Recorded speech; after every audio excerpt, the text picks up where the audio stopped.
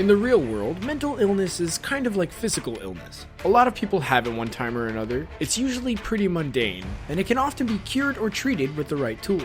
Now, video games, however, are much more melodramatic when it comes to mental illness. Crazy video game characters wear their craziness like a badge of honor. They broadcast their mental illness. They exemplify it, become one with it. In other words, they're more like TV characters than real people, which makes them much more interesting to watch. Here are 10 video game characters with serious mental illness. Cloud Strife, Final Fantasy VII. Dissociative identity disorder, also known as multiple personality disorder, is one of the most common Japanese video game tropes, and Final Fantasy VII's Cloud Strife is our favorite example of it. Cloud has a really deep-seated case of the disorder, which eventually causes serious problems for his quest.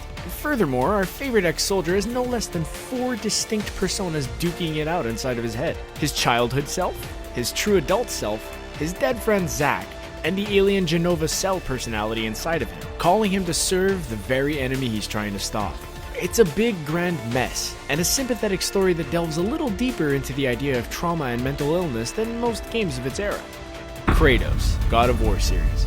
Sure, we don't see Kratos' depressive side ever really win out against his manic side, but they're clearly both there in spades. How else do you explain the insane lengths to which he goes to get revenge? The Ghost of Sparta never rests, never lets up, throws himself into his task with reckless abandon, and won't stop until he either gets vengeance or is killed trying. Need I remind you that the first game even opens up with him throwing himself off the cliffs of Mount Olympus? At the same time, he broods and mopes in the margins, consumed with sadness over his tragic life. A normal person who was wronged by fate could go through sadness and rage for a while, and then move on to other stages of the coping process. Kratos basically stays stuck in violent misery mode forever. Someone get that demigod a prescription.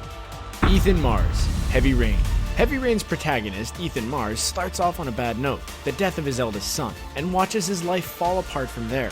In short order, he loses his job, his house, and his wife, and then the game's antagonist, the mysterious origami killer, abducts his younger son Sean. Any of those would be enough to send any normal person into a death spiral of depression, but stack them all together and it's not hard to see why Ethan Mars is the Eeyore of video game characters. He's got a life we wouldn't wish on our worst enemy. Trevor Phillips, Grand Theft Auto 5. Trevor is hardly the only madman to appear in a Grand Theft Auto game, but he's easily the most disturbed and the most memorable. He lies compulsively, kills people on a whim, and may quite possibly be a cannibal. Don't even get us started on his issues with his mother, or with women in general. He may be a filthy, drug-addled loose cannon with no regard for his life or anybody else's, but there's also a good, strong dose of Norman Bates-style repression brewing inside his skull. Whatever the exact formula is, we're glad we're never gonna run into him in a dark alley. Face McShooty, Borderlands 2. It's almost cheating to name a character from the Borderlands series to this list. The whole series and nearly everyone in it is completely nuts to begin with. And sure, there are plenty of choices that could have made the cut, from the sociopathic egomaniac known as Handsome Jack all the way down to Krieg the Psycho. But Face McShooty has them all beat for sheer memorability. He's unforgettable and hilarious. Players meet him on a ledge where he stands around screaming for someone to shoot him in the face. He'll even give players a special mission, the aptly titled Shoot This Guy in the Face. To pass the mission, well, you get the idea. It's simple, it's ridiculous, and it works. CICERO, The Elder Scrolls V Skyrim.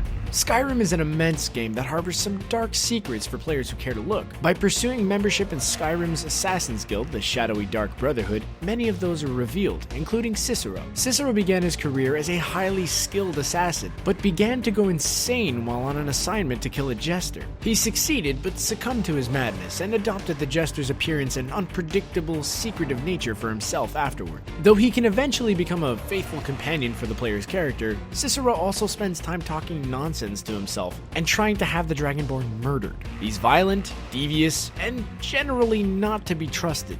GLaDOS, Portal series. Like a peppier version of HAL 9000, the famous ship's AI from 2001: A Space Odyssey, GLaDOS seems fine at first, but we soon discover it's just that calm computer voice lulling us into a false sense of security. GLaDOS has no regard for the player's life, or for human life in general, and as the game progresses, that quickly becomes apparent. What's more, whereas HAL turned on its human handlers out of a misplaced sense of self-preservation, GLaDOS is just plain mean, insulting and tricking the player for its own amusement. It's clever and funny, but we're glad it's not real because it's also dangerously unhinged. VAAS Montenegro, Far Cry 3. Few violently psychopathic video game characters paint as complete a picture of hostile insanity as VAAS Montenegro, a villain from the video game Far Cry 3.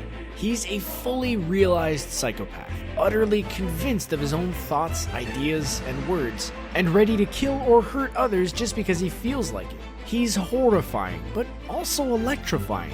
Like a real psychopath, he knows how to get and keep our attention, stealing every scene he's in. VAAS has to be the star of the show. He has to make an impact and maintain control anytime he has an audience. He also has a manic energy that's hard to forget. Our impressions of him remained long after we'd finished the game. Tingle, The Legend of Zelda series. Good old Tingle. One of the most irritating and most persistent video game characters ever dreamed up. He's a staple of the Legend of Zelda series, first appearing in Majora's Mask. He sometimes believes that the hero Link is actually a fairy and that he is also a fairy, or at least he can be if he tries hard enough. Like the movie character in an asylum who believes he's Napoleon Bonaparte, Tingle's delusion runs deep.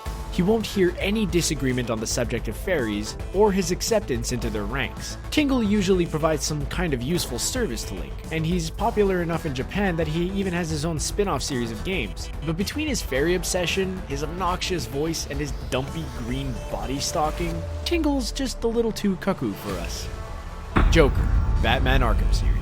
You knew the clown prince of crime was going to show up on this list, right? Obsessive compulsion, psychotic personality, and possibly some ADHD, and that's just for starters. The Joker is a grab bag of dangerous personality traits and serious mental illnesses, all capped off by a relentless obsession with Batman that drives him to actively taunt the Dark Knight at every turn. It'd be safer for him if he didn't, but he can't help it. He's ruthless, manic, narcissistic, and totally deaf to pleas for mercy.